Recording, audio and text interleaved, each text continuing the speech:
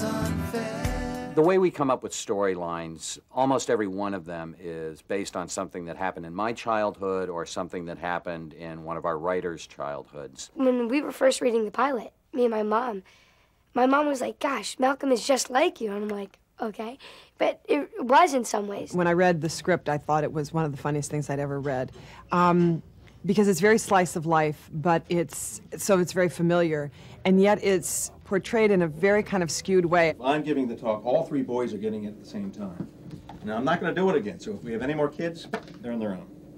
One of our writers was telling the story about how this new kid at school, when he was 13 years old, kept annoying him and picking on him for 2 weeks, and finally he had enough and he started fighting with this kid, and he wasn't much of a fighter, but he was really beating up this kid, and he thought, you know, wow, I'm really doing great. And then he found out about an hour later that the kid was actually only 7 years old. And that became an episode. The backbone of the show is based in love. We love our kids. We will do anything for our kids. And I think that's what's missing in a lot of different shows, is that you don't really get a chance to feel that. But we do. Our methods might be different. Our way of showing it to the world might be a little strange. But you could never question how Lois and Hal feel about their kids and their family in general. Action. What? Malcolm, I'm a little concerned. You're doing very well in your studies, but I still sense an emotional distance between us, and I hate it. I think Malcolm really is a fundamentally normal kid. He happens to be a little more verbally skilled than most kids, but the things he wants and the things he's excited about and the things that he really doesn't want to have happen and happen anyway because he's a kid are common to all kids, certainly to my childhood. Well, Malcolm he's a genius kid. He's in the middle of his family, well, middle child, I guess, and he's sort of like an angry kid in a way, like because his family's really weird and he has to go to this special class which he doesn't want to go to. He just wants to be normal. Well, I'm sort of like Malcolm in some ways, but in a lot of ways we're really different. Frankie Muniz was the luckiest piece of casting I've ever seen in my life. We found him on the second day of casting. Usually you do a gigantic nationwide search, and this part, when we wrote it, was so difficult and required so much talent and so much cleverness and so much technical skill that we thought we'd be looking for months. And he showed up in a tape from New York on the second day of casting, and we looked at it and said, there he is. No, you're a pea angel. Stop playing with your food. I'm the oldest kid in the house, so I do, like, take advantage of that. So, like, I can beat up my younger brothers, Malcolm and Dewey. I get Malcolm into trouble all the time. We fight nonstop. Well, the name of the character is Dewey, and, well, he's really funny because he does a lot of weird stuff, but I like it. Francis is mischievous, he's deviant, and the nice thing is that in his eyes, he's just doing what's right, which is actually really fun to play with because as opposed to playing like the villainous character where you're like, you know, this is kind of like he's just like smiling along, walking down the street, and like havoc's going off everywhere, completely oblivious, but thinks he's doing the right thing all the time. Oh, Hal. Like unto the covenant between the Lord and us, his servants, two people brought together in love.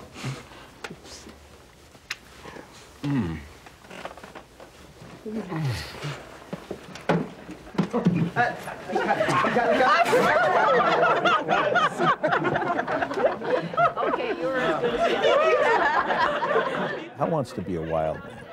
He yearns to be a wild man.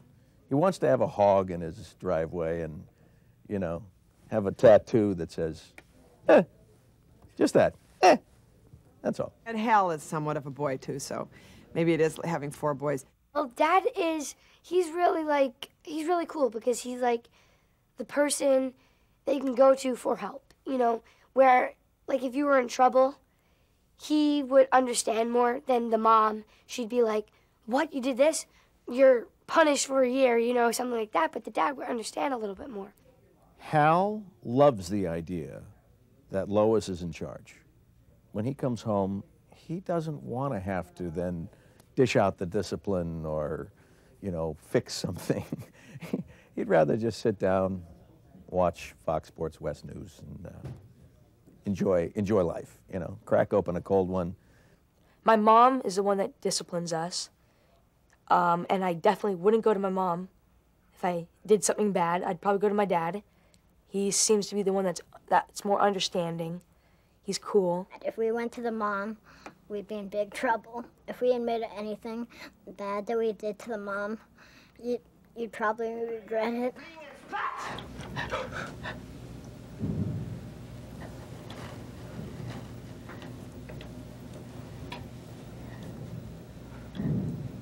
What do you think you're doing?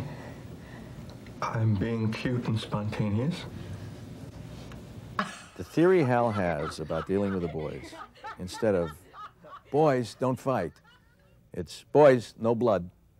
As long as the injuries are kept to a minimum, then that's the control he lends out. I mean, it's not something where they're boys.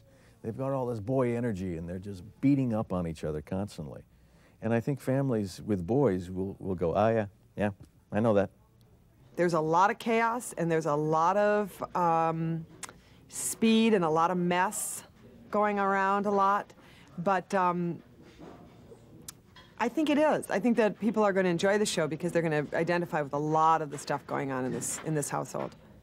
Francis's relationship that he has with his parents is now just continued at military school at Marlin Academy through the Commandant Spangler, who is this scary-looking. He's this big man with an eye patch, and he has no arm, and he has no fingers on his hand, and he has a wooden leg, and he's never been in combat, ironically enough. But he's the equivalent of Lois at home. Lois is very hands-on, and she's loud, and you know exactly where you stand with her, which is refreshing. She doesn't wait to find what she wants to say. She just says it. Don't you dare. I wasn't really gonna do it. Then don't. I wasn't gonna do anything. Then don't. Stop accusing me of something I wasn't gonna do. And just in mood change. It would take hours to explain the psychology behind this. So let me just put it this way. Dynamite, kid with matches. Diane, you gonna do the last I think that the camera styles, the technique in which it's filmed is wonderfully unique and comic and is funny in itself.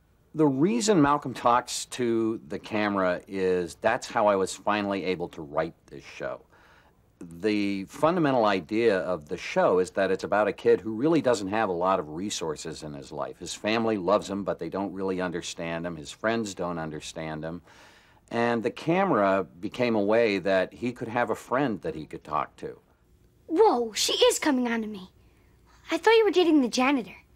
Talking to the camera, I think, for Malcolm is like exposing how he truly feels. He tells the camera how he truly feels, and then may say something else to the rest of us or to the rest of the world. So the audience gets a chance to see what he says and what he feels, you know. Well, the camera to Malcolm is really his only friend. It's someone that he can confide in and talk to. And as it turns out, the way Frankie does it, he brings the audience in, and I think he makes the audience their friend. It's wonderful to watch him do it. Which is what?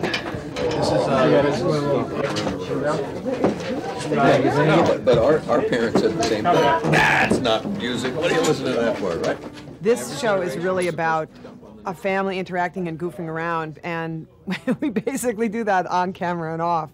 And they're just really fun, neat people. There's a great sense of community. And the boys have become like my kids, in essence. You know, even when we're working in this adult environment, and it's time, and they're playing around, and I go, hey, come on, boys, let's go. We gotta start doing this, you know.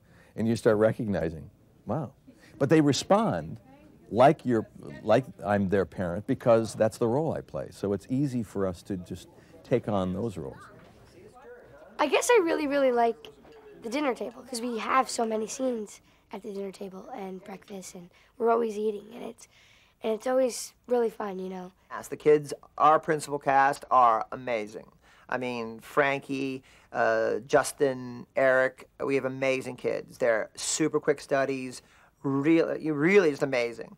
And so it's not that much more difficult, except they have a ton of energy, and I'm getting older. I just noticed it, you know, with them. I kind of go, I used to be able to really keep up with these kids this age. But that's the difference, is energy, you know, mine. So I just go out there and I sort of be myself, you know, and just play how I would think Malcolm is, I guess. I'm not really sure. I just do it.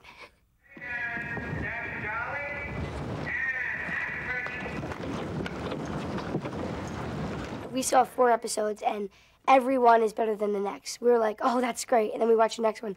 Oh, my God, it's so much better. It's so funny. It's really good. When I saw myself on Armageddon, it was a little weird because I've never saw myself on a TV. But then I did Armageddon, The Cider House Rules, and Bellevue, and now this, so I've gotten used to it. I think Malcolm will stand out as a show because it's fast. The comedy's very fast. You know what's interesting about Malcolm is it's emotional comedy. It's kind of a very weird mix, and I feel that as I direct it. It's not just shtick and slapstick, because I actually don't do that well. It's a tightrope we walk to make sure there's a real emotional foundation to what's going on in the scene, but there's always a really sort of like strong comic upturn at the end. Malcolm has substance. It's about emotional issues. The stories are typically about something, a family crisis, a family dynamic. They're about trust. They're about, you know, belonging. They're about community. They're about identity, you know. It's like a realistic look at probably the strangest family you would see on TV. And, and also parts of it are very realistic, you know. It's just that you don't always see that on television. So I think people are really going to identify with a lot of different parts of the show. The other level, what makes Malcolm fun is that it's a roller coaster and it moves at 1,000,000 miles an hour. It still has content and it's funny. I think Malcolm in the Middle is really about just a very strange, differently kind of functional family. It's just odd. I don't have a better explanation than that. Oh.